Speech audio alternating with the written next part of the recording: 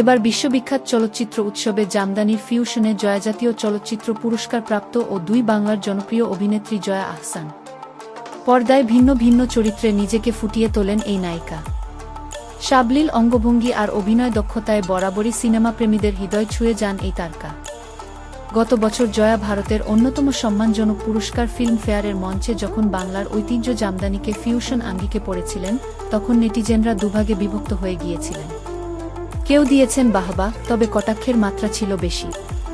তখন জয়া আহসান বলেছিলেন, আমরা আমাদের ঐতিহ্যবাহী খাবার যদি ফিউশন করে খেতে পারি, যেমন পিঠা বা মাছ, তো আমরা ফিউশন করে খাই। তাহলে আমাদের দেশের কস্টিউম কেন ফিউশন করে পরতে পারব না? কেউ তো দাশখত দেয়নি যে জামদানি এভাবে পরা যাবে না, ওভাবে পরা যাবে না।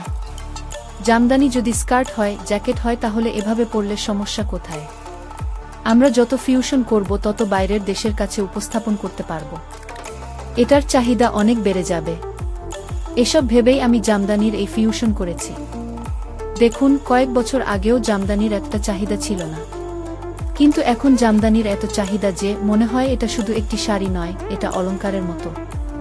একটা মেয়ে চায় তার ঘরে একটা সুন্দর দামি জামদানি থাকুক। সে সময় জয়া আরও বলেছিলেন, তিনি সুযোগ পেলে আবারও জামদানিকে এমন ফিউশন আঙ্গিকে পরবেন।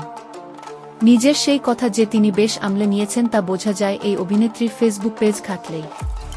সম্প্রতি কলকাতার একটি অনুষ্ঠানেও তাকে নীল জামদানি পরতে দেখা গেছে, তবে ব্লাউজ ছিল একেবারেই আলাদা ধরনের। আর এবার তো বিশ্ববিখ্যাত চলচ্চিত্র উৎসবেই জামদানির ফিউশন নিয়ে হাজির জয়া আহসান।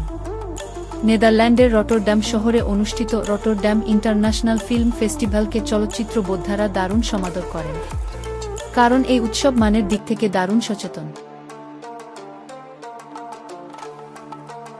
সকল প্রকার বিনোদন, সকল খবর আপডেট পেতে আমাদের ইউটিউব চ্যানেল এবং ফেসবুক পেজ বিশ্ব বাংলার তথ্য সাথেই থাকুন। ধন্যবাদ।